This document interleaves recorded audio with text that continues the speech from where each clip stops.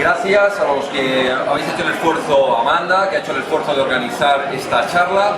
Gracias a nuestro presidente provincial, a Carlos, al miembro del Comité Ejecutivo Provincial, a todos los miembros del Comité Ejecutivo Provincial que estáis aquí, y gracias a los que habéis asistido.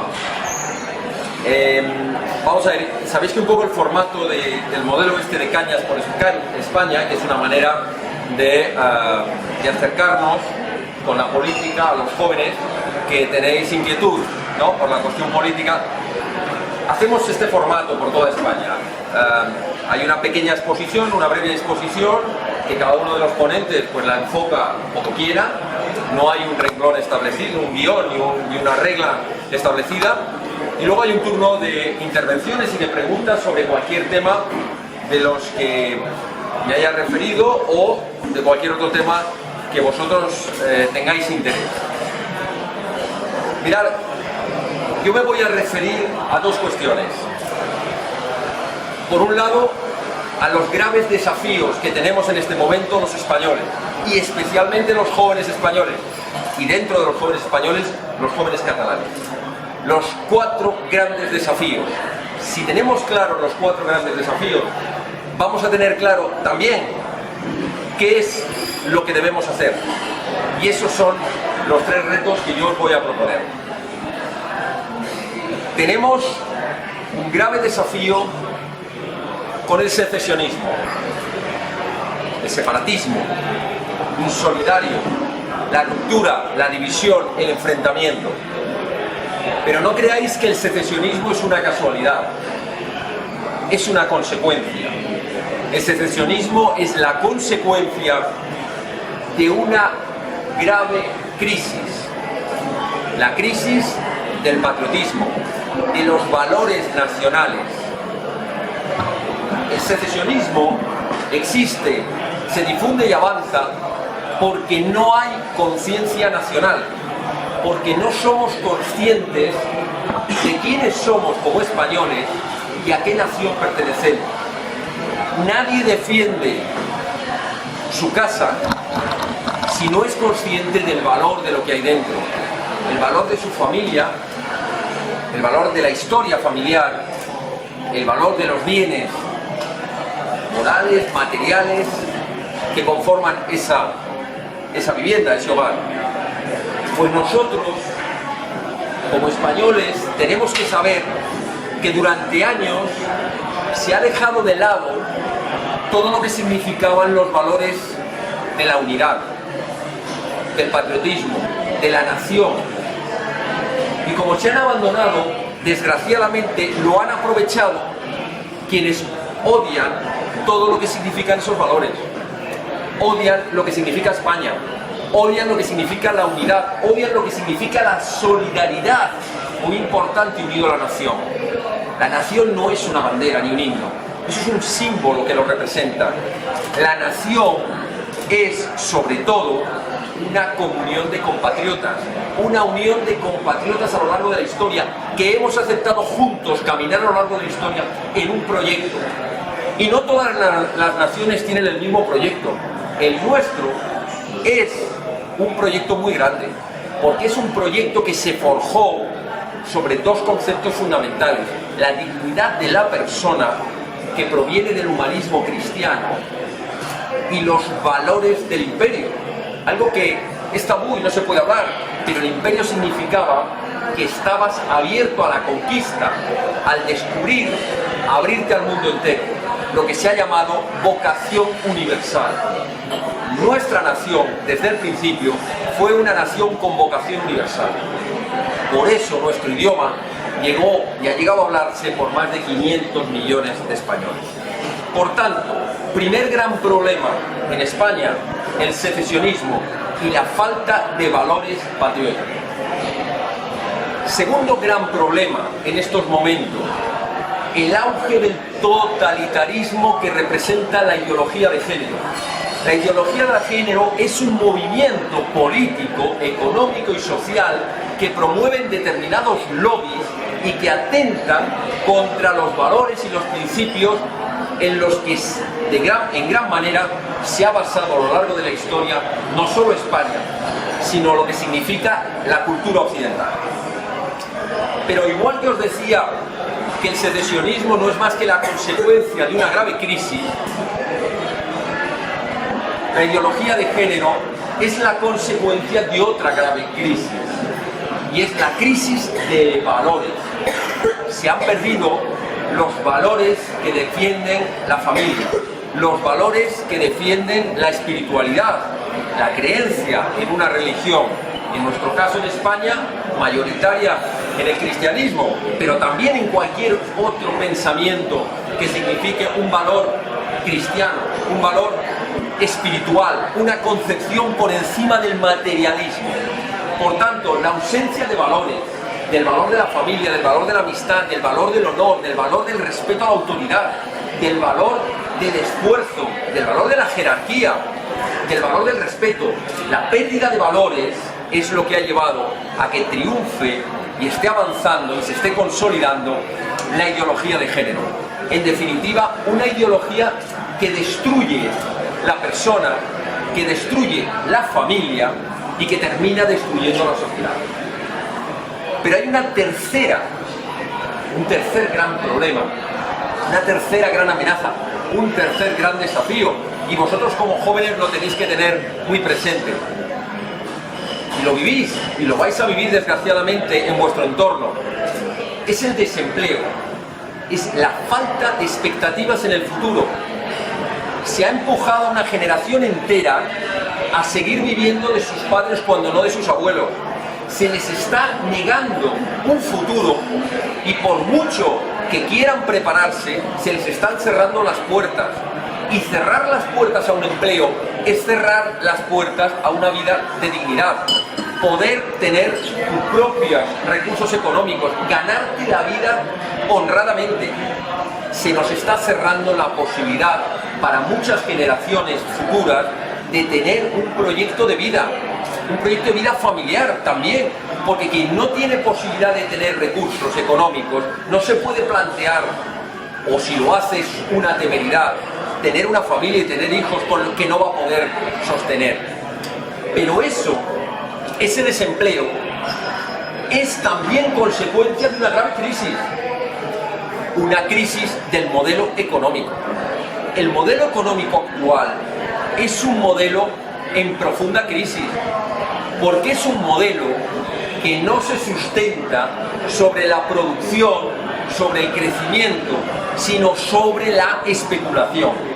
Es el dinero fácil, el dinero del pelotazo, un modelo económico que te dice: aquí lo importante es ganar pasta y no importa cómo. Aquí lo importante es hacer negocios aunque mañana reviente. Y si tienes que arrastrar contigo los más elementales derechos sociales, o tienes que arrastrar contigo las consecuencias de una empresa quebrada que mandará a sus familias a su casa, da igual. Si tú te haces rico, eso es lo que importa. Y además, no lo hagas basándote en el trabajo y en el esfuerzo, como se nos decía en generaciones de atrás: trabaja duro y conseguirás tu objetivo. No, esto es como en un deporte: haz trampa, métete por el atajo. La mentira, el engaño, ese es el modelo económico, no es un modelo que fomenta la creación de riqueza. Por eso tenemos una fiscalidad en España que se dedica a atacar de manera directa a los que crean empleo, que son los empresarios, a los que deberíamos aplaudir todos los días porque son auténticos héroes, porque le dan la opción a muchos españoles de poder tener una familia. Y esa es una de las graves crisis, la crisis del modelo económico. No está orientada nuestra economía a lograr que a través de la producción, a través de la investigación, a través de la inversión, logremos que muchos españoles puedan tener una vida digna. Están preparadas las estructuras para machacar literalmente desde el punto de vista fiscal, incluso social. Ya no se puede hablar de empresarios, no, hay que hablar de emprendedores. Pero ¿cómo que no? No hay nada más digno que la palabra empresario, que es quien fomenta una empresa. De hecho sabréis, y habréis estudiado, que a España se le llamaba la empresa. Era una empresa colectiva. Igual que este bar o este lugar en el que nos encontramos es una empresa individual. El modelo productivo en España no está destinado a crear riqueza para todos, sino para fomentar que algunos privilegiados de este sistema tengan todas las posibilidades y solo algunos valientes logran, a pesar del sistema, a pesar de los políticos, a pesar de las administraciones y a pesar de los impuestos, salir adelante. Llevamos, por tanto, tres graves crisis: la crisis nacional, la crisis de valores y la crisis del modelo económico productivo. Y hay una cuarta crisis que proviene o que tiene su máxima expresión en la corrupción. Todos los días estamos viendo en los medios de comunicación casos y casos y casos de corrupción. Aquí en Cataluña la familia Pujol se lleva todas las medallas. Es la corrupción familiar por excelencia. Es un clan destinado al robo y al latrocinio. Pero toda España está plagada de casos de corrupción. Más de 500 casos judiciales graves de corrupción. Y si nos vamos a Andalucía, hablamos de los seres del Partido Socialista. Y si nos vamos a Madrid, hablamos de la Púnica y la Gürtel del Partido Popular. Y si nos vamos a Cataluña, hablamos de los Pujol. Y si nos vamos al País Vasco, hablamos de los casos de corrupción que inundan al PNV y su financiación. Y así podemos ir pueblo por pueblo, ciudad por ciudad. Y da igual las siglas, la corrupción es un mal endémico, es un cáncer de nuestra sociedad y nuestra democracia. Y me diréis vosotros, ¿y entonces a qué crisis se debe? Pues se debe principalmente a una crisis institucional. ¿Por qué? Porque las instituciones, por eso desde Vox repetimos que hay una corrupción institucionalizada. Esto no quiere decir que todos los alcaldes, que todos los concejales y que todos los diputados sean corruptos. Nadie está diciendo eso. Sino que existe un modelo que fomenta, que favorece y que deja impune a la corrupción. Por eso decimos que está institucionalizada. Y vemos que el pobre ciudadano que deja de pagar un impuesto es perseguido por Hacienda, embargado a su cuenta o es detenido y cumple condena en prisión. En cambio, los privilegiados del sistema, sean políticos, sean empresarios, sean artistas, tienen la impunidad en la acción y la impunidad en el resultado del delito. Porque al final ni devuelven el dinero y si van a prisión es solo la pena del telediario. 4 días, 5 días, lo necesario para cumplir el expediente. La realidad es que la corrupción en España se ha ido metiendo como un cáncer por todas las células de la sociedad.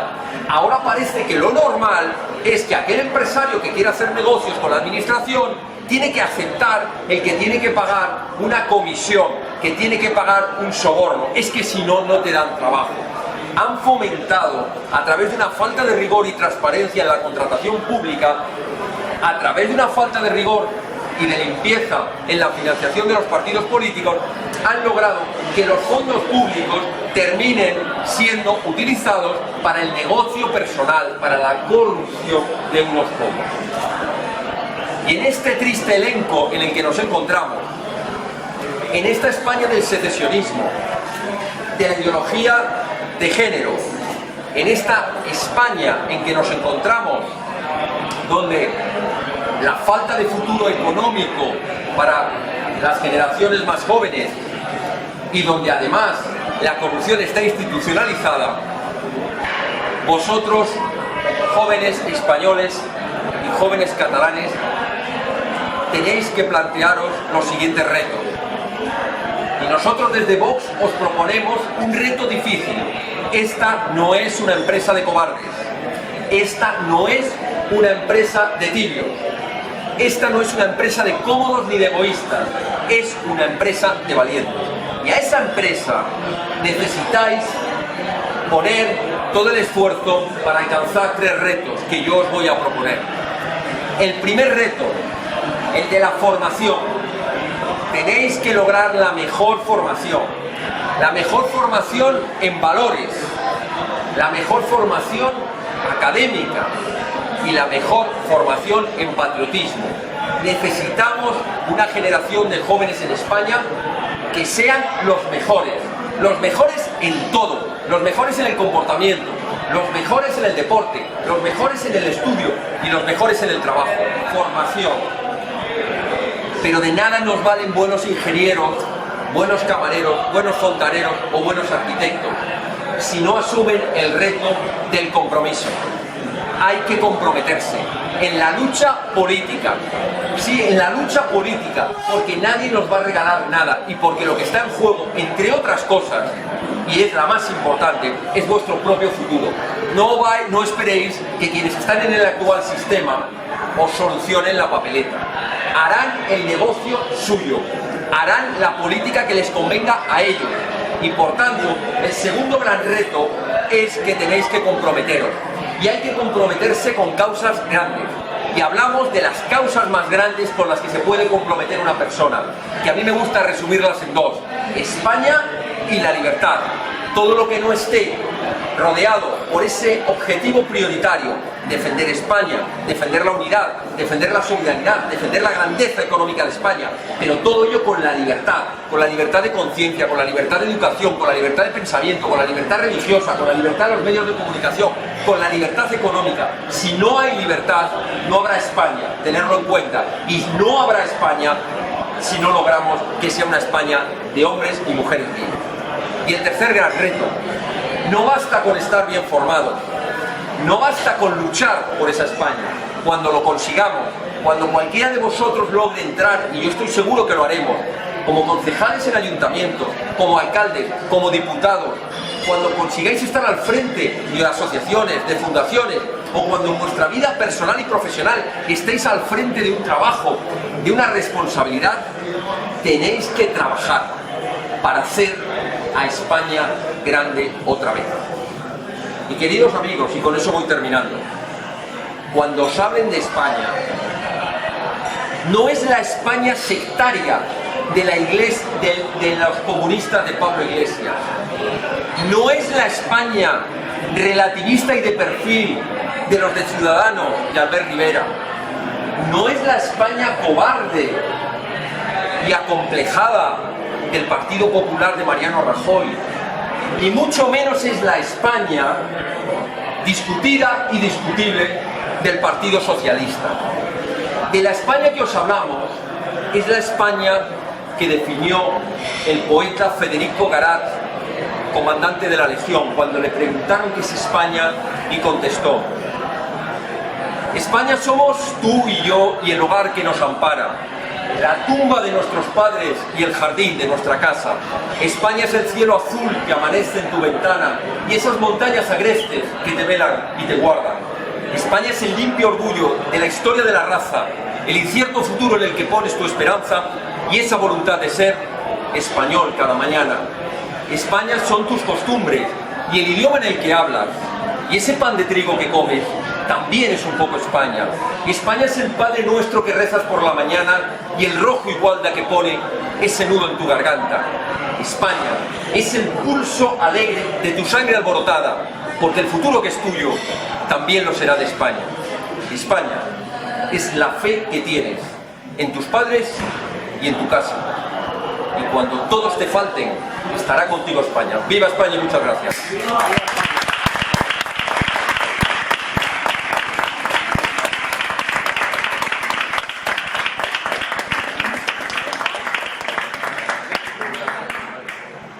¿Alguna pregunta?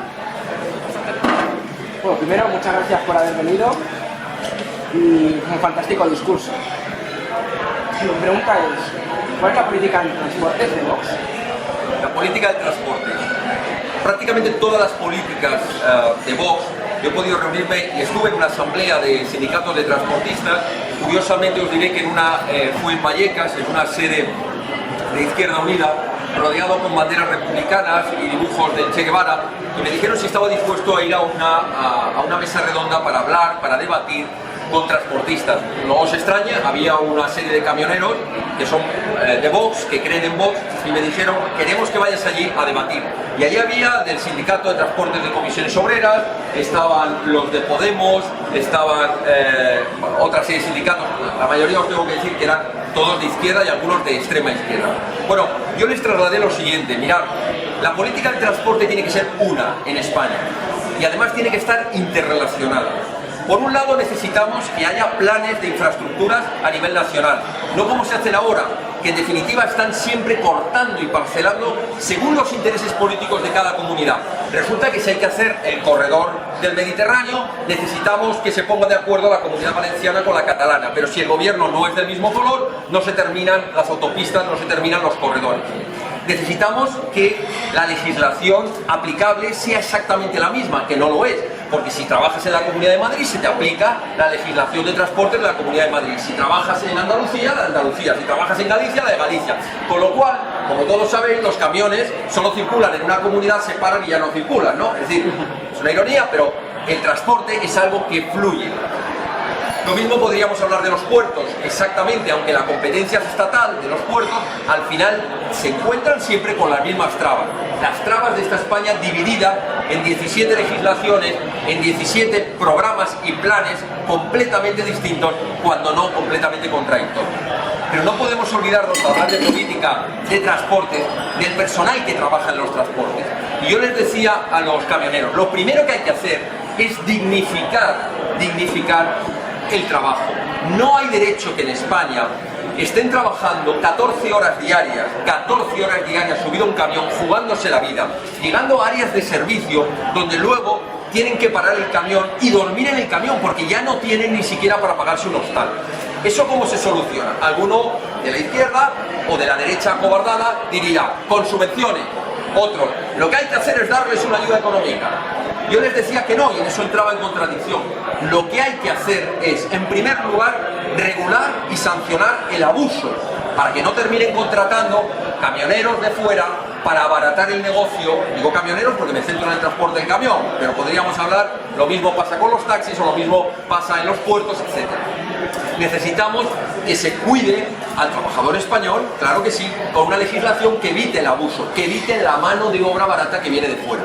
Pero hay una parte más que no podemos olvidar, y es que todas esas personas, esos trabajadores, necesitan una rebaja fiscal importante en su actividad, y por tanto necesitamos que se rebaje el combustible, necesitamos que se rebaje la materia, los talleres, todo lo que tiene que girar en torno al transporte.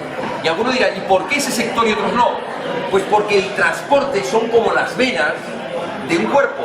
Gracias al transporte, las mercancías fluyen de un sitio a otro, las fábricas producen, los distintos intercambios comerciales hacen que genere, que circule la riqueza de un país. Hay que levantar todo lo que sean trabas, por supuesto burocráticas, por supuesto fiscales y por supuesto físicas. Necesitamos que el transporte en España, la política de transporte, nos sirva para cohesionar política, económica y socialmente España. Así que debemos hacer esto. No quisiera olvidarme tampoco de una reunión que tuvimos con la Asociación de Empresarios del Transporte por Mercancías en Carretera. ¿Qué es lo que les dijimos? Y lo que nos trasladaron ellos, que nos pareció unas propuestas muy sensatas. El transporte por ferrocarril, coordinado con puertos secos donde acuden los camiones, pensar en un solo tren de mercancías puede llevar 30, 40, 50 y hasta 60 contenedores. Harían falta 60 camiones para llevarlo. Bueno, los cálculos que ellos tienen es que con la red viaria española, que sabéis que es una red completamente radial, es un entramado que llega hasta el último punto, que ha sido abandonada en gran frecuencia, en gran medida, porque no salía rentable, porque claro, mandar un tren para un pueblo, una pequeña ciudad no era rentable mantener la línea. Y ellos dicen, es verdad que para la línea de pasajeros no, pero si ese entramado lo acondicionamos, porque ya existen las vías, lo acondicionamos y hacemos una gran red de transporte por mercancías, que actualmente creo que no llega al 10-15% del transporte, ¿qué es lo que lograremos? Lograremos una mejora del medio ambiente, una rebaja en los costes del transporte y lograr que al final las mercancías, si se transportan más baratas, lleguen más baratas a las fábricas, lleguen más baratas al consumidor. El resumen de tu pregunta sería un plan nacional de transportes que incluya, por un lado, las infraestructuras necesarias, aeropuertos, puertos, carreteras, y por otro lado, un apoyo a los trabajadores del sector para que desde el punto de vista fiscal y desde el apoyo de la legislación laboral se sientan amparados por el Estado, rompiendo ese nefasto sistema de 17 comunidades autónomas. Y más en concreto. Y en el tema de alta velocidad, ¿hay que seguir construyendo ruidosas líneas de alta velocidad? ¿O hay que mejorar las líneas existentes para para cohesionar los pueblos. Totalmente de acuerdo. Mira, nosotros hemos recorrido 600 kilómetros por venir a esta reunión y lo hemos hecho porque no nos podíamos pagar el billete de AVE. El billete de AVE de 2 personas de ida y otras 2 de vuelta aproximadamente son casi 600 euros. Evidentemente, el AVE es una maravilla y todos los que hayáis tenido la oportunidad de viajar en AVE estaréis encantados. Es como si España viajara en, pues no sé, nos hubiéramos trasladado, iba a decir Alemania, no creo que Alemania tenga tantas vías de AVE como nosotros. Bueno, es como que te vas a otro mundo. Funciona de maravilla y yo lo aplaudo y da orgullo español saber que nuestros ingenieros han sabido trabajar en estas líneas de alta velocidad. Pero también es verdad que es un transporte muy caro y es un transporte que no está al acceso de todo el mundo. Y tienes toda la razón. Hay alternativas que sin llegar a la alta velocidad pueden lograr unos rendimientos de tiempo y distancia muy buenos, acondicionando las vías tradicionales con trenes que sin ser de alta velocidad, como era el caso del Talgo, por ejemplo, que logra unas medias, o el Altaris, por ejemplo, que logra unas medias muy buenas, pero el coste por kilómetro se reduce una barbaridad. Tenemos que buscar esa alternativa de transporte por ferrocarril que esté más cercana a todos los españoles, y no solo que unos pocos, y además privilegiados, aunque el AVE es verdad que está llegando a casi todos lados, pero yo creo que hay que hacerlo con esa mentalidad, que nos permita a todos desplazarnos, cohesionar, porque cohesiona la nación, una buena red de trenes, una buena red de comunicaciones, cohesiona la nación, pero hay que hacerla pensando en todos los bolsillos y pensando que sea accesible a todo el mundo. O sea, habría que fomentar las redes intercanales y regionales, que son las que unen los pequeños pueblos o diferentes municipios con las capitales de provincia. Perfecta, exactamente, y así es lo que ha pasado, como comentaba antes, porque se han basado en el criterio de la rentabilidad y cuando han querido poner hacer un cálculo sobre las líneas férreas, han empezado a suprimir líneas y suprimir vagones porque no les rentabilizaba, y por tanto hay muchas poblaciones donde solo puedes llegar con tren, pero resulta que tienes un tren al día. ¿Por qué? Porque mal que bien lo llenan. Claro, es verdad que tampoco podemos hacer, es decir, los servicios públicos, como es en este caso, tienen que saber combinar, a nosotros no nos da ningún miedo decirlo, con la gestión privada.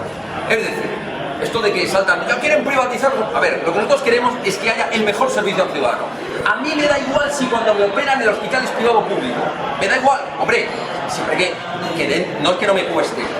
Dentro de los servicios públicos de sanidad, lo que me importa es que me operen cuanto antes el mejor médico y con el mejor instrumental, ¿vale? Aunque la titularidad o la gestión, si queréis, del hospital sea privada. La cuestión de los transportes ocurre lo mismo. Si hay una empresa que dice, yo soy capaz de coger la concesión de esta línea, igual que una concesión de carreteras, una autovía, y soy capaz de llegar a un montón de pueblos por mucho menos precio y consigo hacer la línea rentable, y a las arcas públicas, en vez de costarle 10, le va a costar 7 y encima doy mejor servicio. Adelante, señor empresario, hágase usted con la línea. ¿Me explico? No os dejéis llevar cuando os hablan de la privatización de los servicios públicos. Lo que importa es que los servicios sean de la mejor calidad y al mejor precio. Salvo los servicios que para mí nunca podrán privatizarse, como son los servicios, obviamente, la defensa nacional, la seguridad interior del país y la justicia. Pero todo lo demás, si hay españoles, compatriotas, con garantías y supervisados por contratos y por una inspección importante, que logran que ese servicio, me da igual si es una autopista, como un tren, como un hospital, puede ser gestionado por una empresa privada y lo hace mejor que el Estado, le sale más económico y damos mejor servicio, bienvenido sea. ¿Tenemos alguna más? ¿Cómo hago que actualmente no soy español para defender lo que es el día de hoy? ¿De qué país es? Venezuela. De Venezuela. Bueno, yo tengo familia en Venezuela, en la ciudad de Valencia. Allí de un tío mío y varios primos. Me siento muy unido a Venezuela porque además he tenido la oportunidad de recorrerla desde los llanos hasta Mérida, pasando por el Orinoco, siguiendo por los Roques, y yo conozco Venezuela. Y te digo que como cualquier hispanoamericano, que soy argentino, además de español, tengo la doble nacionalidad, tenemos que saber que formamos parte de la comunidad universal de la hispanidad y por tanto somos naciones hermanas. Tú estás ahora en España y por tanto eres parte de lo que allá llamamos o aquí llamáis la madre patria. Tú me preguntas, ¿qué puedo hacer? Pues mira, Esta pregunta viene muy bien porque también tenemos que asumir desde España cuál debe ser nuestra política exterior. Y nuestra política exterior debe ser prioritaria hacia los países, por supuesto que dentro de Europa, y creo que conocéis nuestro discurso, dentro de Europa queremos una Europa que respete las naciones, una Europa que respete la identidad de las naciones europeas y que respete su soberanía y que respete sus fronteras, etc. Pero España en concreto, aparte de formar parte de Europa, debe dirigir su mirada a Hispanoamérica, donde tiene sus raíces, donde nos sentimos unidos histórica, cultural, lingüística, de mentalidad. Y por tanto, ¿qué es lo que necesitamos? Necesitamos dar voz en Europa y reivindicar todo lo que pueda ser beneficioso para las naciones de Hispanoamérica. Por tanto, ¿qué puedes hacer desde España? Trabajar en España y luchar por España es también luchar por las naciones hermanas de Hispanoamérica. Por supuesto que sí. Si tu proyecto de vida termina siendo volver a Venezuela, vas a tener una tarea importante, porque la actual Venezuela ha caído en manos del castrismo. A nuestros hermanos venezolanos los están masacrando en la calle. ¿Quiénes? Los amigos de los podemitas de aquí, los amigos de los castristas cubanos. ¿Qué es lo que necesitamos? Apoyarles. Y sabéis que Vox ha estado en todas las manifestaciones a favor de Venezuela y lo seguiremos haciendo, denunciando las masacres de Maduro, que no son más que las masacres de Chávez, que no son más que las masacres de los hermanos Castro. Por tanto, ¿qué podemos hacer o qué puede hacer un hispanoamericano en España? Primero, ayudarnos a concienciarnos de los problemas que están teniendo en Hispanoamérica.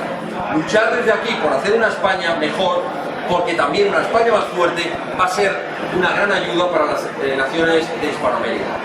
Y si algún día tienes la fortuna o las circunstancias de volver y establecer tu vida en esa nación, todo lo que hayas aprendido, que sea también para mantener los lazos de unión, es decir, para contrarrestar ese odio que intentan inocular en algunas naciones de Hispanoamérica, por ejemplo en México, con la vieja leyenda negra, esa del exterminio que se supone que hicimos de todos los indígenas, cuando precisamente las leyes de India fueron las leyes protectoras, las vanguardias protectoras de todos los indios, cuando precisamente los mayores desmanes se hicieron por los llamados criollos, es decir, por quienes traicionando a la nación española se alzaron, independizaron su nación y después se dedicaron a masacrar a los indios. Así que, ¿qué puedes hacer? Pues todo lo mismo que el resto de los españoles, pero además servir de comunicación con la nación venezolana. Respetar las naciones y las respectivas fronteras. Para hacer eso, tenemos que salir de la Unión Europea. Sería una opción. Ayer estaba en el Club Financiero de Madrid, invitado por el Foro Madrid, porque venía Mariano Gomá, que lo conoceréis, que es el presidente de Sociedad Civil Catalana. Bien, yo hice ahí una breve intervención hablando del artículo 155, hablando del Código Penal y de cómo desde Vox entendemos que hay que combatir el secesionismo.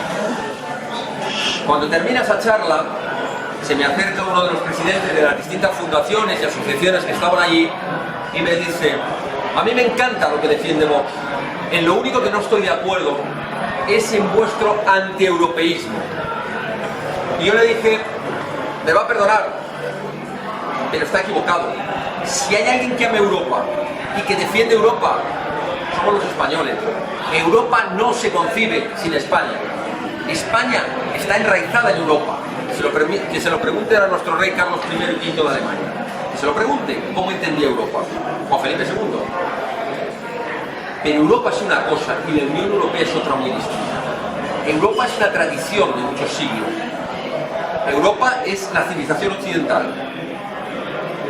La Unión Europea es un club que ha derivado en un club de oligarquías, de burócratas y de lobbies. Y contra esa Unión Europea es contra la que estamos. No queremos el aislacionismo, no. Queremos superar una Europa de egoístas y una Europa que tiene ciudadanos de primera, de segunda y de tercera, por una Europa de naciones libres, de ciudadanos libres, donde se nos respete.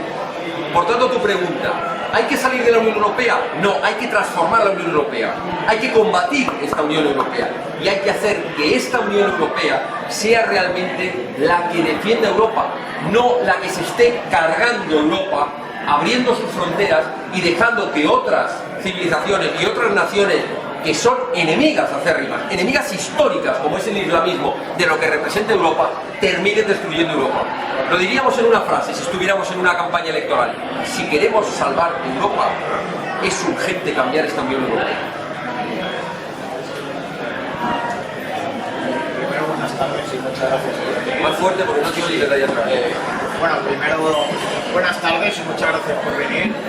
Yo creo que coincido mucho en el primer punto que has dicho, que hagamos ver el tema de España, la nación de España en general, los buenos valores, que solo se ven los malos.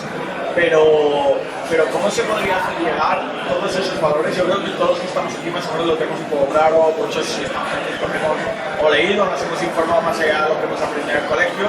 ¿Y cómo haríamos para entrar ahí en el terreno del colegio?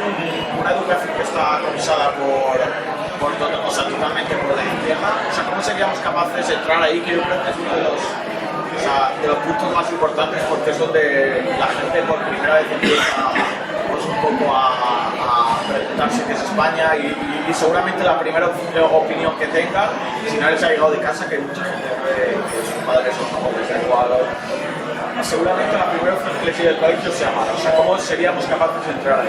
Porque la universidad sí que es verdad que sí que está un poco en manos de todos los jóvenes, porque sí que hay más movimiento estudiantil y más, pero en el colegio que sí que no hay tanto movimiento, así como seríamos capaces de entrar ahí, de vender España, o sea, por un sitio que está... Pues muchas gracias. Mira, yo os diría que para defender España hay que esforzarse en cumplir algunos requisitos. En primer lugar, sin complejos. A España hay que defenderla de pie y en voz alta. Los que se avergüencen de defender a España a cambio o por las consecuencias que ello les lleve, le estarán haciendo un flaco favor a la nación y por tanto un flaco favor a sí mismo. A España hay que defenderla de pie y en voz alta, con la cara muy alta, porque defender a España es un valor impositivo. Los que atacan España son miserables al final, son rastreros, al final solo están buscando la división y el enfrentamiento. Es un valor superior defender la unidad. En segundo lugar, hay que defenderla con generosidad. Yo no puedo entender a algunos que van luciendo la bandera de España en las camisetas, en las pulseras, que hablan de España, España, pero que luego van a un partido de fútbol y dicen ¡viva España, puta Cataluña! A mí quien insulta una parte de España está insultando a España. Yo no puedo entender que se defienda a España cuando, por ejemplo, puedes pasar por una calle, ver a un compatriota tuyo revolviendo en la basura para comer y decir ¡qué asco, maldito mendigo! Ese es un compatriota español que necesita de nuestra ayuda. Y eso me lo recordó en un acto en Sevilla, un afiliado nuestro que tenía una bandera de España, se acercó después del acto, y Manuel Mariscal no me dejaba mentir porque lo he contado muchas veces, y nos dijo: me he afiliado a Vox y solo les pido una cosa. Mire, esta bandera, me dice, no es donde termina mi patriotismo, es donde empieza mi patriotismo. Y yo les pido que nunca se olviden de que en España lo primero que tenemos que hacer es ser generosos con aquellos españoles que están pasando una mala situación económica. Incluso os voy a decir una cosa más, que yo sé que es difícil entenderla. Tenemos que ser generosos con aquellos, en vuestro caso, jóvenes que odian a España. Pensad que les han adoctrinado desde que nacieron a odiar a España. Nosotros no tenemos que renunciar a defender España, pero que no sea a costa de humillar y de insultar a quienes no creen en ello. Que vean en nuestro ejemplo, en nuestra generosidad, que nosotros somos capaces de abrirles la mano, aunque a ellos les hayan enseñado a tirarnos piedras y a insultarnos. Esa es la gran diferencia. Yo no hablo de sus líderes saben muy bien lo que es España. Es más, muchos estuvieron defendiendo España cuando les interesó por los puestos que ocupaban, y ahora están al negocio del secesionismo. No, yo me refiero a los que de buena fe, y lo digo así, de buena fe, creen, porque les han quemado la cabeza, de que esto era una nación, la nación catalana, y que había sido invadida por las tropas españolas, y que aquella guerra no era una guerra de sucesión al trono de España, era una guerra de secesión para liberarse por España, y que les habían engañado diciéndoles que esto fue siempre una nación, los países catalanes, y no les cuentan que existía el reino de Aragón o que esto era un condado. Y ser una nación catalana, como pretenden ellos, es poner a Cataluña en un escalón infinitamente más bajo, porque como lo habéis escuchado a nuestro presidente, Cataluña no es una nación, es mucho más grande que una nación, es una parte de la nación española, y es preferible ser una parte de un león que ser la cabeza de un ratón, que es lo que algunos pretenden, la miseria de la cabeza de un ratón. Por tanto, ¿qué hay que cumplir para defender España? En primer lugar, sin complejos, de cara. En segundo lugar, con generosidad. Y en tercer lugar, remangándose e implicándose, trabajando. El tú a tú, que a veces puede parecer con perseverancia que es muy difícil, pero le dices a ese compañero, a ese amigo con el que estás reunido, aunque te quedes solo, aunque no sea políticamente correcto, aunque tu discurso sea abucheado por la mayoría, que no te importe, tienes que tener las ideas claras, estudiar la historia de España, hablarles y contrarrestar con argumentos y ser muy perseverante. Y al final termina calando. Cada uno de nosotros puede convencer a muchos españoles a la vez, muchos españoles que todavía no tienen claro que es importante mantenernos unidos, que es importante trabajar juntos, porque si trabajamos juntos, el problema de cada uno de nosotros es apoyado por el esfuerzo de los demás. Y si queremos salir de la crisis económica, juntos saldremos mucho antes. Y si queremos evitar el terrorismo, juntos lo evitaremos antes. Y si queremos ser respetados en el exterior, juntos lo haremos antes. Esa es la gran diferencia. Así que eso es lo que hay que hacer. Perseverancia, fe y no tener complejos en lo que se defiende, y generosidad.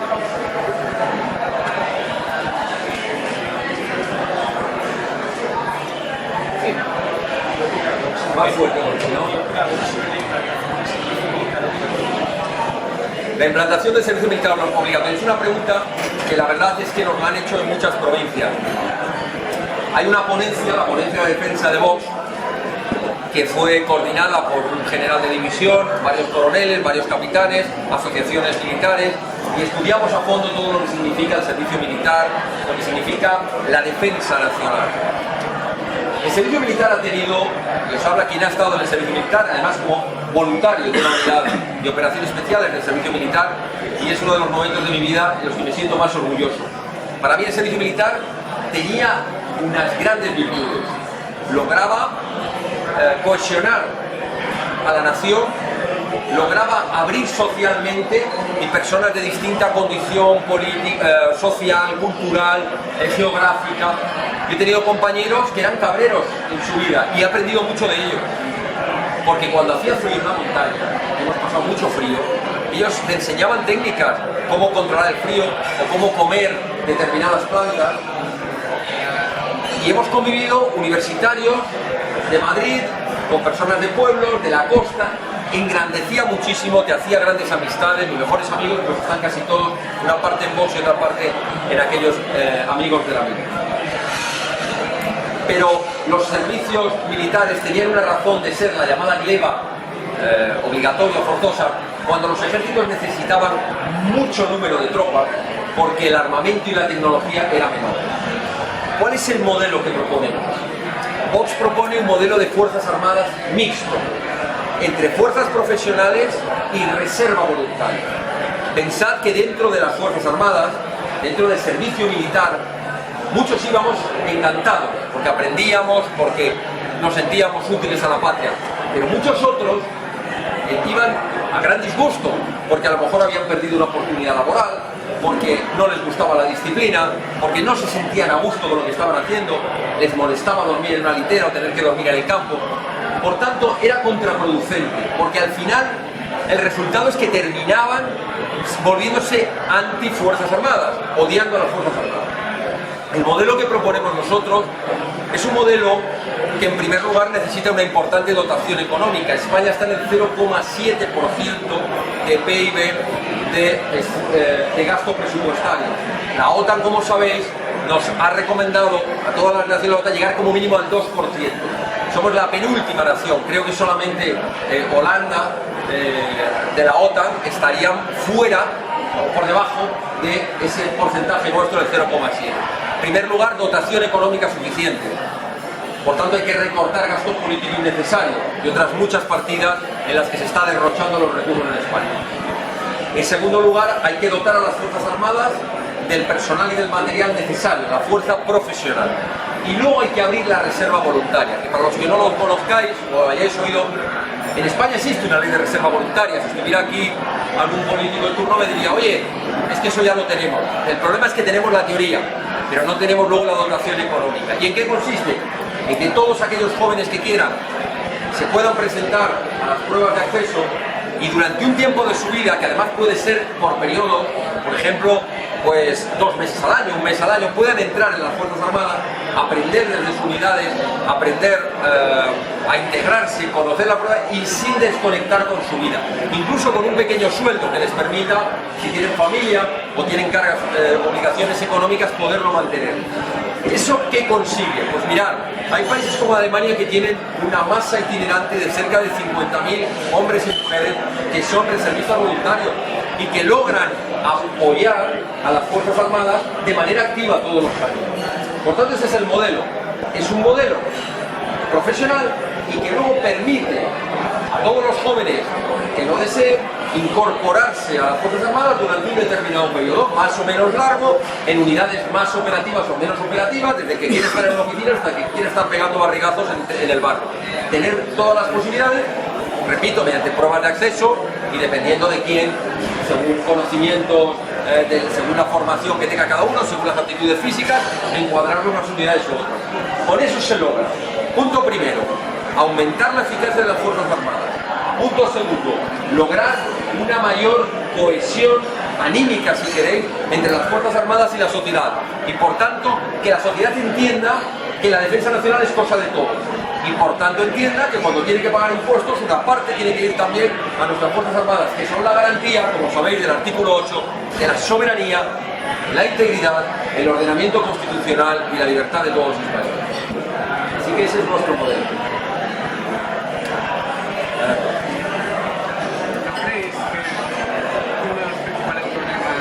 No te oigo. El ejército hoy en día no es solo que tenemos ejércitos pequeños, sino que no es como el principal problema, es la profesionalización del ejército, es decir, que mucha gente que pertenece al ejército lo ve simplemente como un oficio equiparable a otro más, es decir, una obediencia ciega al poder superior, entendiendo que ellos tienen que estar ahí para defender España, incluso aunque los propios gobernantes la estén traicionando como ahora mismo está pasando, es decir, si hoy en día se produce un golpe de Estado definitivo en Cataluña, un militar no puede esperar a que Rajoy le dé la orden de intervenir en Cataluña, tiene que tener esa propia capacidad de defender a España, ¿no? O sea, se ha quedado una profesionalización del ejército cuando no es una mera profesión, es un deber, ¿no? Bueno, yo hoy discrepo un poco contigo, me vas a entender. El deber de defender a España no es patrimonio de los militares. El deber de defender a España es patrimonio de todos los españoles. Y aprovecho para deciros, los que no hayáis jurado bandera, cuando cumpláis 18 años tenéis que jurar bandera.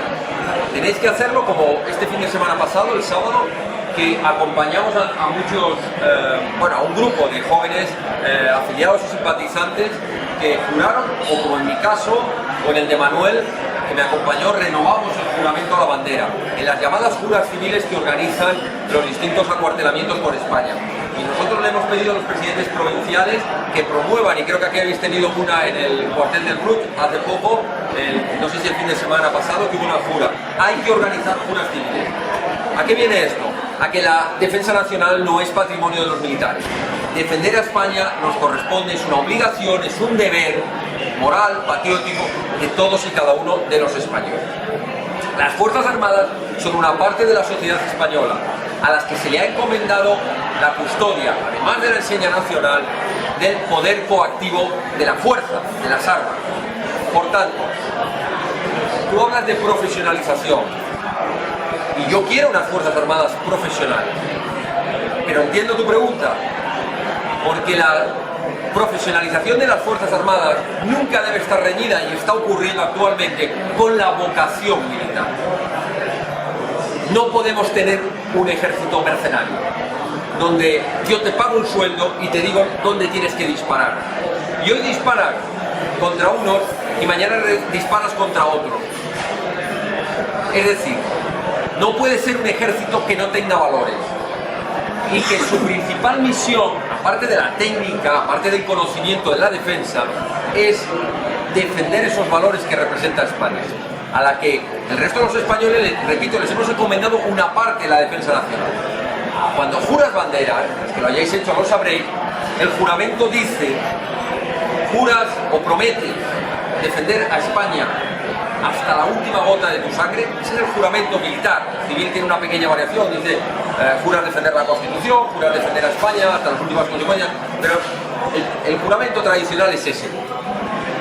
Por tanto, ¿qué debemos lograr? Debemos lograr que desde las academias militares, esta es una queja actual de muchos militares, no se esté inclinando la balanza en insistir en la formación técnica, que casi prefieren, los que vivís en Zaragoza o habéis tenido oportunidad de conocerlo, casi son, entenderme el ejemplo que voy a poner, ingenieros que se visten de uniforme, en vez de ser militares que además conocen técnicas de ingeniería. La cuestión del espíritu militar, de las ordenanzas militares, de los valores de la defensa nacional, es lo que conforma la vocación militar. Y ahora viene la segunda parte que has dicho, que también es muy importante. ¿Qué ocurre ante un golpe de Estado como el que estamos celebrando? Hay un artículo muy bueno del general Juan Chicharro que hablaba, lo recomiendo que lo busquéis porque creo que se publicó en La República, que hablaba de las Fuerzas Armadas y la Constitución. Está perfectamente recogido.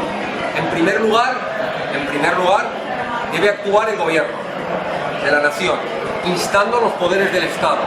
¿Los poderes cuáles son? La judicatura, si hay delitos de sedición o rebelión, el Tribunal Constitucional, impugnando todas las normas que sean inconstitucionales. Siguiente paso, aplicando la Constitución, artículo 155, instando al Senado a la intervención de la comunidad autónoma, que es o el ayuntamiento o la administración que pueda estar llevando a cabo atentando contra esa unidad o causando un grave perjuicio al interés general, porque puede ser también una intervención por motivos económicos, como ocurrió en el Ayuntamiento de Marbella, que recordaréis. Y en tercer lugar tenemos el artículo 8 de la Constitución, pero ese artículo dice claramente que las Fuerzas Armadas tienen esa misión, defender la soberanía, la libertad, la integridad, el ordenamiento constitucional, pero debe hacerse a instancia del gobierno. Aquí la gran pregunta por la que le costó al general Juan Chicharro un expediente en el Ministerio de Defensa y ser expulsado, pretender la expulsión de la Real Hermandad de San Hermenegildo, donde están todos los generales, cuando él dijo: el deber de un general, el deber de un militar, el deber de cualquier uniformado es cumplir las órdenes que emanen del gobierno. Pero lógicamente lo que ningún militar está obligado es a tener que atacar a la propia nación o destruir la propia nación que defiende. Dicho de otra manera, esto es como si a un policía se le dijese que en un momento determinado tiene que permitir, aunque no reciba la orden, que un terrorista dispare. Tendrá que actuar de acuerdo con su conciencia y tendrá que actuar de acuerdo con los valores que defiende. Porque lo que no se le puede pedir a las Fuerzas Armadas es que sean cómplices de un acto de secesión contra lo más sagrado, que es la defensa de la unidad nacional por la que ellos han jurado dar su vida. Porque tener en cuenta que profesiones hay muchas: un abogado, un médico, un ingeniero, un camionero, un fontanero, un carpintero. Pero solo hay dos tipos de profesiones que llevan implícitos en su contrato algo tan importante como que además del trabajo tienen, llegado el caso, que entregar su vida. Y esos solo lo tienen las fuerzas y cuerpos de seguridad del Estado y las Fuerzas Armadas. El único trabajo, la única profesión, las únicas donde llevas incluido e implícito en tus obligaciones profesionales la de entregar tu vida al servicio de lo que ya han encomendado el resto de los ciudadanos. Fijaros si es noble y si es importante esas profesiones. En la escuela, ¿Qué materias deberían tener más peso y cuáles menos? ¿Qué conocimiento deberíamos fomentar en los jóvenes? A ver, los planes de estudio, más o menos peso, va a depender del tipo de programas de educación, de modelo educativo que queramos. Pero a mí me gustaría reformular tu pregunta de otra manera. ¿Qué no debería faltar en los planes de educación? Porque es verdad que según va pasando los años, según avanzando la tecnología, aparecen asignaturas nuevas, se pierden otras, cuestiones técnicas que antes no se estudiaban y que ahora sí se estudian, y evidentemente nosotros queremos unos planes de formación que preparen a las futuras generaciones lo mejor posible para poder competir en un mundo que es muy difícil, donde otros muchos también se están preparando. Ahora yo diría qué es lo que no debe faltar nunca y por lo que luchará Vox. No deben faltar nunca aquellas asignaturas que nos sirven para mantener los lazos nacionales, la comunidad nacional consolidada. Hablo de la historia de España. No debe faltar como asignatura principal desde el principio al final de tu vida. Todas las carreras, aunque sean técnicas, deben estudiar historia. Las humanidades. Segundo lugar, la lengua. Debemos darle una prioridad y una especial protección a la lengua española, porque al final es la lengua común de todos los españoles, que por cierto no es contraria, como algunos creen, no es contraria a otras lenguas también españolas, de la parte de la cultura de España, como puede ser el catalán, como puede ser el vasco, o el gallego, o el valenciano, o el balear, bueno, mejor dicho, el ibicenco, el mallorquín o el menorquín. Balear no hay. Dentro de nuestra cultura debemos proteger la historia y debemos proteger la lengua. Perfecto. Yo diría que algo más. Debería haber asignaturas de conocimiento básico, jurídico y económico. Y que no haya un solo español que no tenga claras, precisamente por su propia protección y por la defensa de sus propios derechos, lo que es la estructura jurídica del Estado, cómo defenderse, qué son los tribunales, cuáles son las leyes más importantes, porque al final si no conoces la ley, primero es muy difícil que la cumplas y segundo es muy difícil que puedas proteger tus derechos y exigir obligaciones a otros. Y también es muy importante que haya siempre unas nociones económicas, unas nociones que nos permitan movernos en el mundo con una cierta soltura y evitar, por tanto, pues que te aboques a un negocio fracasado de entrada, que no sepas distinguir en los presupuestos del Estado, que cuando te hablen de cuentas económicas no sepas de qué te están hablando. Yo diría que esto es básicamente estas nociones básicas de la vida práctica, que es lo económico y lo jurídico, y luego aquellas que nos sirven para mantener los lazos, el conocimiento de quiénes somos. Porque uno puede llegar a ser el mejor ingeniero del mundo y construir los mejores puentes, o el mejor arquitecto, los mejores edificios, o llegar a ser un médico extraordinario, pero haber perdido la conciencia de qué diferencia hay entre ese médico, ese arquitecto o ese abogado con uno que viva en Alemania, en Francia, en Venezuela o en Argentina.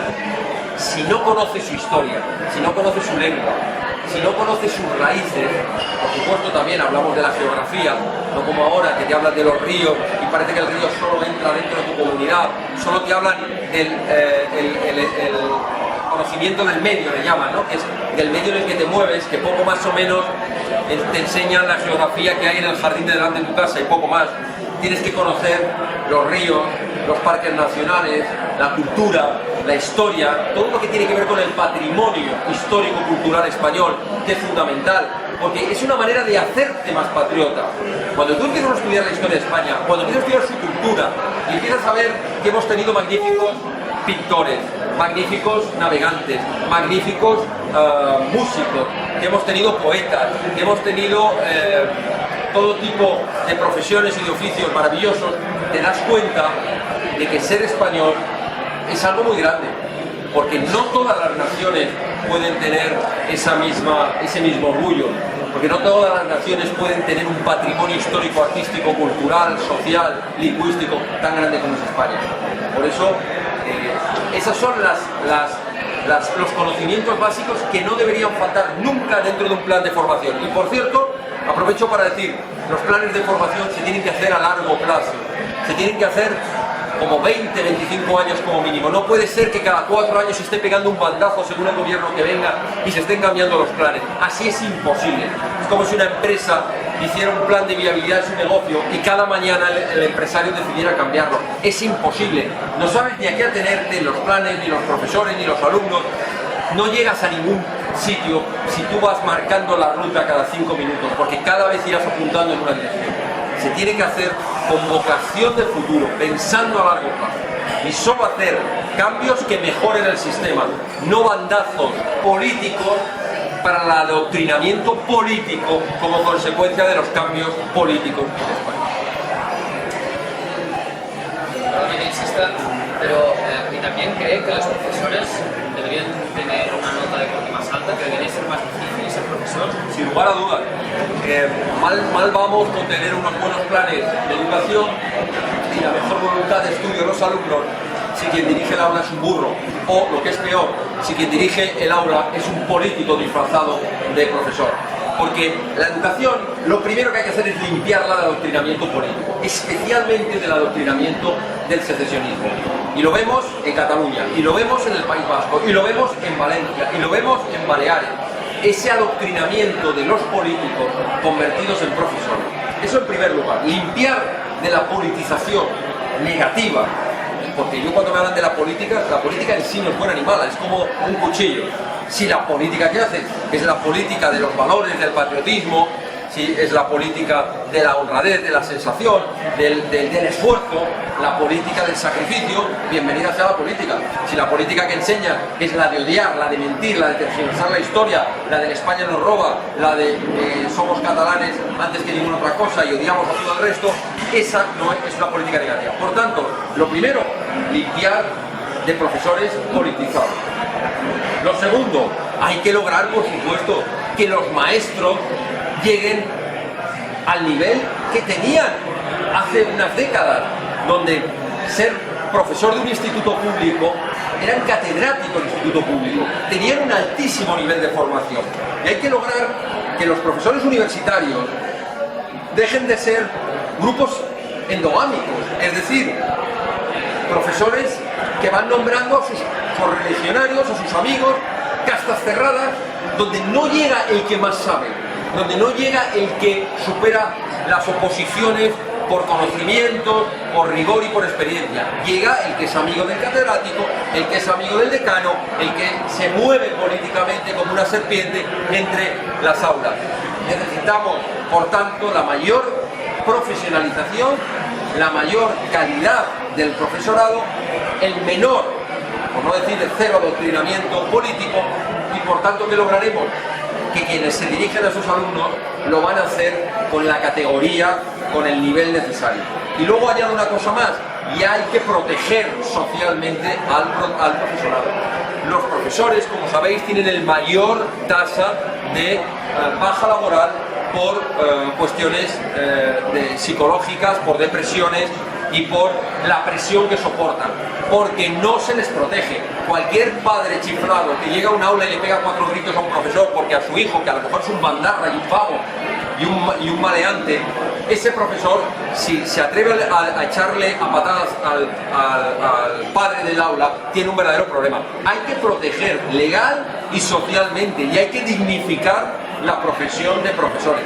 Fijaros que los profesores, igual que puede ser un instructor militar, tienen encomendada una altísima responsabilidad. En sus manos está el futuro de España. Dependiendo de las generaciones que salgan de los colegios y de las universidades o de las academias militares, así tendremos el producto. El producto será un producto responsable de esfuerzo y de sacrificio, o será un producto de inútiles, mal formados y además caprichosos, donde se les habrá dejado pasar curso tras curso sin exigirles unos niveles de conocimientos y unos niveles de esfuerzo. Por eso es tan importante el profesorado en España, hay que hacer una verdadera reforma de arriba abajo de la educación, pero precisamente para esto, para lograr mayor calidad y lograr mejores resultados. Y entonces a lo mejor algún día podremos decir que entre las 200 universidades del mundo al menos hay 10, 12 o 15 universidades españolas, cosa que ahora no ocurre. Vosotros me decís, vamos a poner tiempo.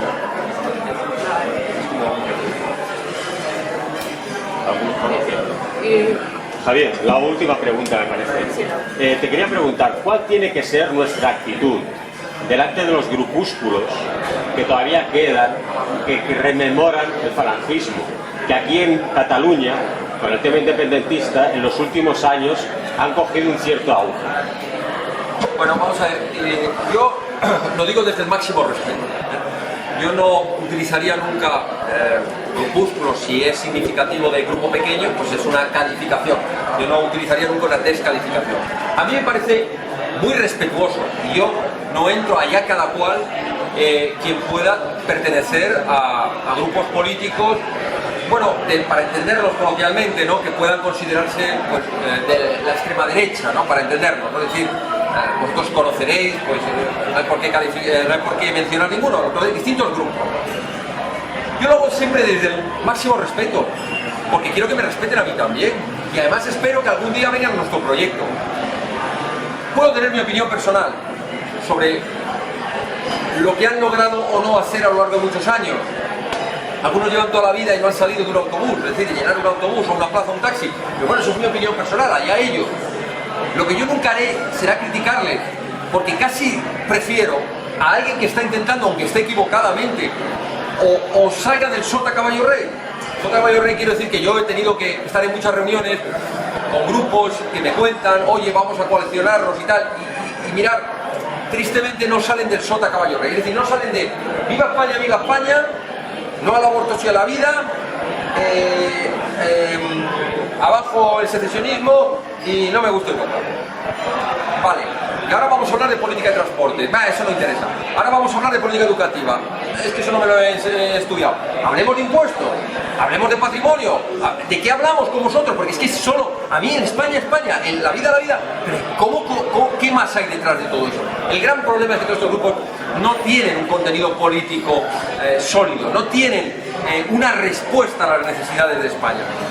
Y yo lo que espero es que ellos algún día nos vean a nosotros como un proyecto sólido, sensato, que defiende también muchas cosas de las que defienden ellos, pero que defendemos otras muchas cosas que ellos se han olvidado, que hay que defenderlas. Luego, y repito, con respeto, no me gustan algunos que se creen que tienen el patrimonio del patriotismo y que resulta que si no estás con ellos eres un asqueroso demócrata vendido, liberal vendido al establishment. Tú te has vendido al sistema. ¿Por qué me he vendido al sistema? Estoy luchando contra este sistema para cambiarlo. Y que nos escuchen, somos el partido antisistema, que no os quepa ninguna duda, somos el partido antisistema, no lo es Podemos. Podemos es parte del sistema, a Podemos le ha ocupado el sistema, a Podemos le ha dado la televisión Podemos. Que no quemamos contenedores, vale, entonces no. Que no apedreamos autobuses, que no insultamos a la Guardia Civil, que no quemamos banderas en España. Si eso es ser antisistema, entonces no somos antisistema. Ahora, ser antisistema es querer un sistema educativo distinto al actual. Ser antisistema es querer un sistema fiscal diferente al actual o un sistema de la seguridad social distinto al actual. Ser antisistema es estar dispuesto a enfrentarse al sistema y decir que estamos hasta las narices de que controlen los medios de educación, que controlen los medios de comunicación, que controlen el poder judicial, que controlen nuestra hacienda, nuestra vida, nuestro patrimonio, nuestra conciencia, que nos lo controlen todo. Eso se llama partitocracia. Y si hay algún partido que está decidido desde su misma fundación a tirar por tierra este sistema para liberarlo de todas las amarras de lo que significa la partitocracia, somos nosotros.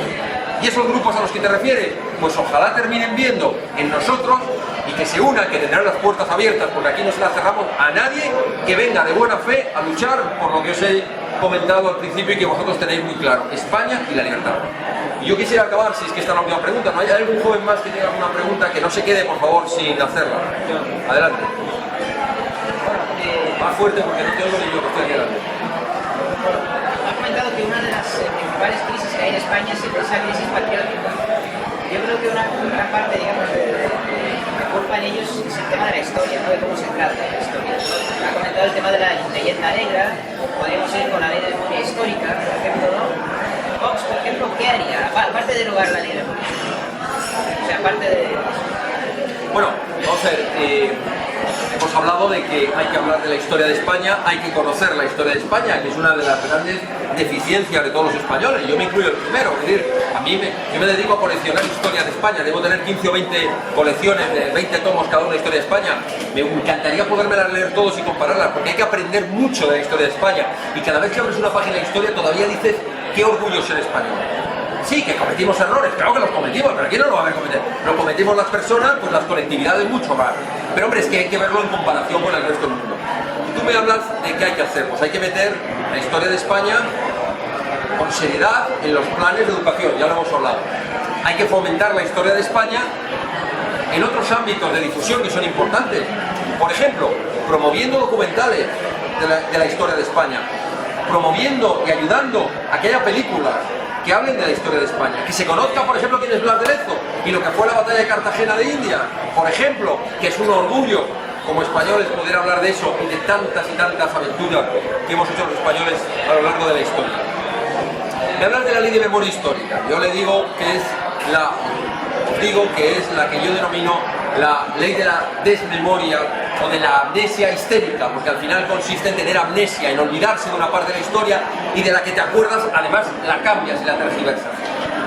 Si nosotros llegamos mañana al gobierno de la nación, y ojo, no estoy loco, vamos a llegar, no sé si el que os está hablando o los que estáis allí sentados, pero vamos a llegar. Y vamos a llegar porque lo que nosotros defendemos es lo que defiende la inmensa mayoría de los españoles, y porque frente a lo negativo que supone la destrucción de España, siempre ha triunfado lo que significa salvar a España y lo que representa a España y lo que representa la libertad. Siempre triunfa, siempre. Nuestro deber está en conseguirlo. Y tú me dices, ¿qué haríamos?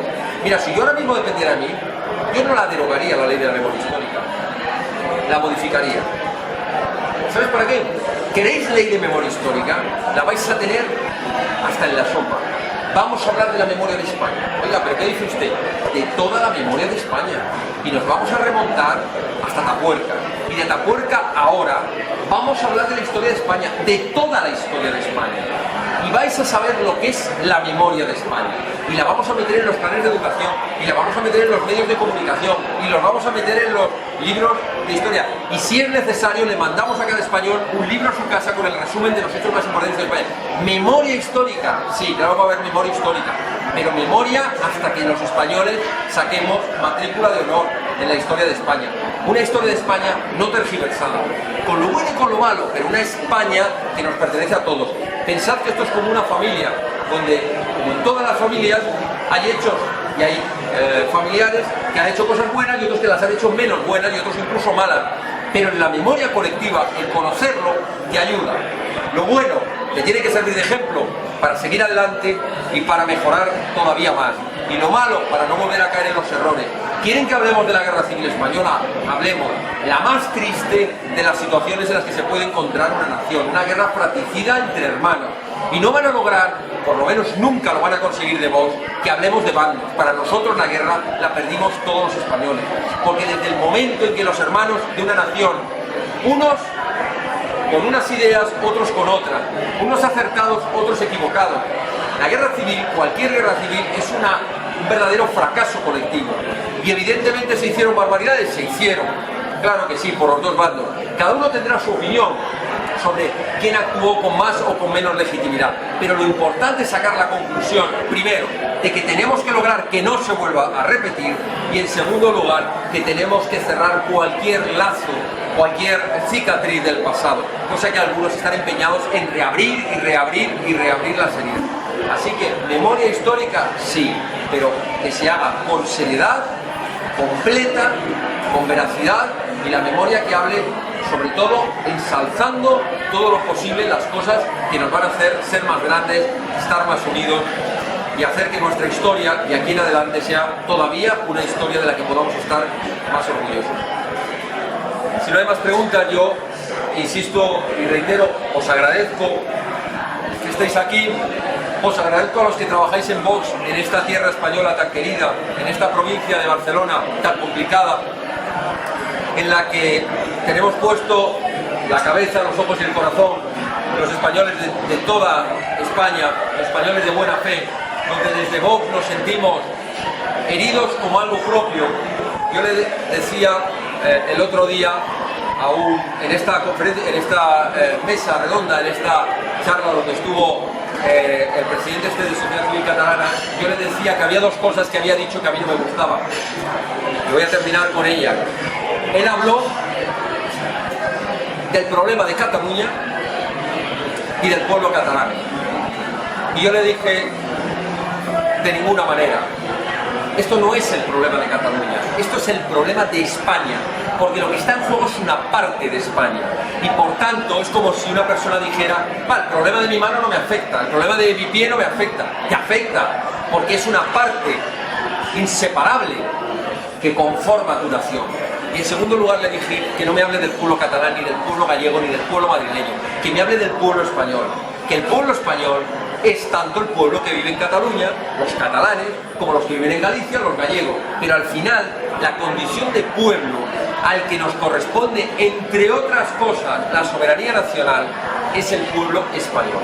Así que, dicho lo cual, os reitero y os agradezco el esfuerzo de estar aquí y os animo a que perseveréis en esta difícil lucha, que sepáis que dentro de nuestras posibilidades siempre ayudaremos a la provincia de Barcelona en lo que esté en nuestra mano y haremos todo lo posible por hacer Cataluña grande otra vez, que es lo mismo que hacer a España grande. Muchas gracias.